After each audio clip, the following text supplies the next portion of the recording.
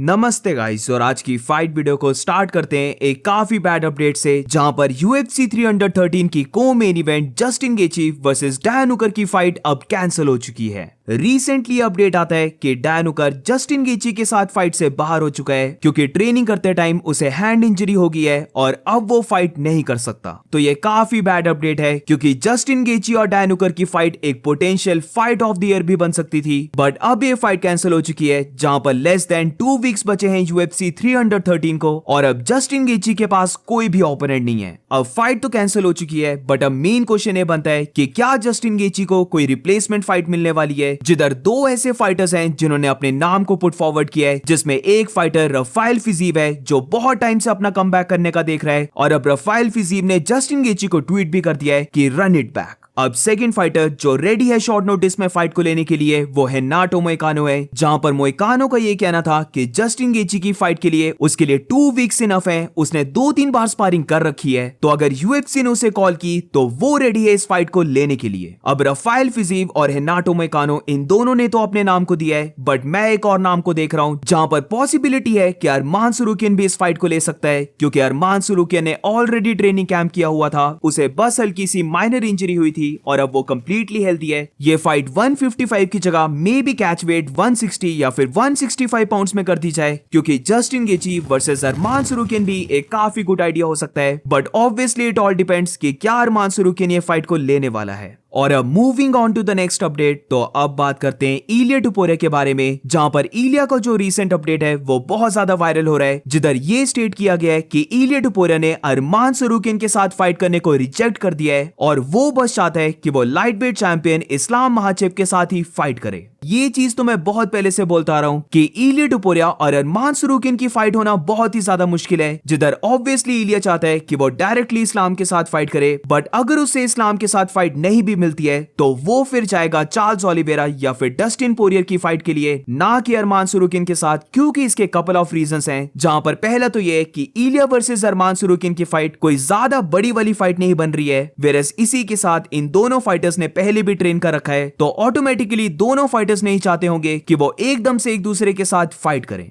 Also अगर किसी ने नोटिस किया होगा तो इवन जो इस्लाम महाचेव का मैनेजर है, जिसका ये कहना है कि इलिया टुपोरिया को एटलीस्ट एक और बार तो फाइट करनी पड़ेगी, तो वो भी चार्ल्स ओलिवेरा और डस्टिन पोरियर का नाम ले रहा है, ना कि अरमान सरूकियन का। इलिया टुपोरिया ने तो पूरी जान लगा दी है कि वो कैसे भी करके डायरेक्टली लाइट वेट बेल्ट के लिए फाइट करे, और ये चीज टू बी ऑनेस्ट हो भी सकती है। जहां पर नेक्स्ट अपडेट की बात करें तो ये अपडेट डस्टिन पोरियर को लेकर है, जहां पर हम सब वेट कर रहे हैं कि कब डस्टिन पोरियर अपनी रिटायरमेंट फाइट को अनाउंस करने वाला है। तो उसी फाइट को लेकर रिसेंटली डस्टिन पोरियर एक अपडेट देता है, जहां पर डस्टिन का ये कहना था कि उसकी जो रिटायरमेंट फाइट रहने वाली है वो जुलाई या फिर अगस्त के मंथ हो जाएगी। अब रिसेंटली डस्टिन को लेकर र्यूमर चल पड़ा है कि UFC देख रही है कि वो Dustin Poirier versus max Holloway की ट्रिलॉजी फाइट को बुक करवाएं, जहां पर ये फाइट फिर कार्ड की मेन इवेंट या फिर को मेन इवेंट बन सकती है, क्योंकि मैक्स होलोवे के साथ अगर डस्टिन फाइट करता है तो फिर ये फाइट होगी for the BMF championship belt. अगर तो डस्टिन की फाइट हो जाती है मैक्स होलोवे के साथ तो फिर ये चीज ऑलमोस्ट कंफर्म हो जाएगी कि इलिया टुपोरिया की नेक्स्ट फाइट इस्लाम महाचेव के साथ होगी। वेरस चार्ल्स ओलिवेरा की बात करें तो फिर उसकी फाइट एक रीमैच फाइट होगी अगेंस्ट अरमान सरूकियन। कुछ भी अभी कंफर्म नहीं है, बट जिस वे से light weight division shape out हो रही है, मुझे तो यही मैचअप्स की पॉसिबिलिटी बनती हुई दिख रही है। बट एनीवेज, अब moving on to the next update, तो अब बात करते हैं पैडी पिम्बलेट का क्या कहना था इलिया टुपोरिया के बारे में।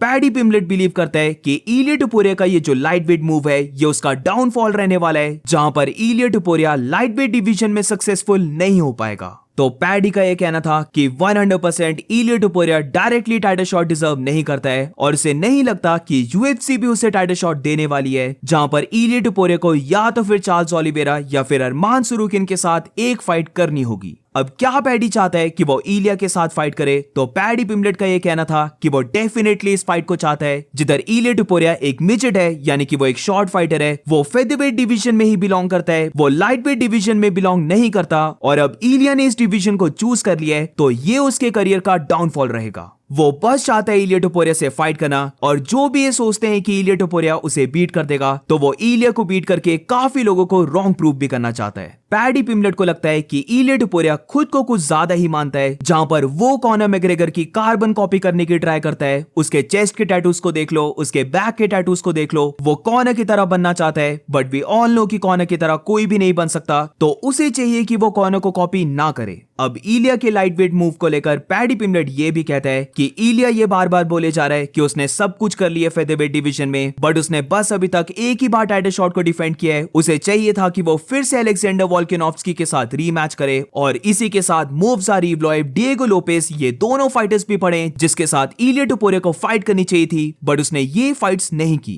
I can't see him getting a title shot straight away. I think he's going to have to fight like a Poirier, a Arman, a Charles if he wants to get a title shot. I was going to mention Ilia Topuria, who moved up to the weight. Is that a fight that you would love to have? That's a fight I want. I want that fight. That's another one just to prove everyone wrong. You know what I mean? He's a midget lad. He's not a lightweight. He shouldn't be fighting at lightweight. He should have stuck at featherweight. And it's gonna be the downfall of his career. अब next ही fight में हमें पता लगने वाला है कि क्या इलिया टोपुरिया का ये लाइट वेट मूव उसके लिए करेक्ट बैठा, या फिर ये मूव एक टेरिबल डिसीजन रहने वाला है। क्योंकि एक बात की श्योरिटी है कि इलिया टोपुरिया ने अपने आप को एक बहुत बड़े रिस्क में डाल दिया है। अगर तो वो अपनी नेक्स्ट फाइट को हारता है, तो वो अपनी अनडिफीटेड स्ट्रीक को हार जाएगा, वो अपनी सारी हाइप को हार जाएगा, और इसके ऊपर से वो वापस फेदरवेट डिवीजन में भी नहीं जा पाएगा, तो वो बेसिकली फिर बस लाइट वेट डिवीजन में ही स्टक रहेगा। और moving on to the next update, तो अब बात करते हैं पोटेंशियल फाइट्स के बारे में, जहां पर UFC 316 की मेन इवेंट और को मेन इवेंट के बारे में बोला जा रहा है कि इन दोनों प्लेसेस के ऊपर UFC वर्क करने लग पड़ी है। जहां पर मेन इवेंट को बोला जा रहा है कि ये फाइट होने वाली है फ्लाईवेट चैंपियन एलेजेंड्रे पेंटोजा वर्सेस काय कारा फ्रांस के बीच में। वेरेस को मेन इवेंट को देखें तो ये बोला जा रहा है कि फाइट होने वाली है विमेंस बैंटरवेट चैंपियन जूलियाना पेनिया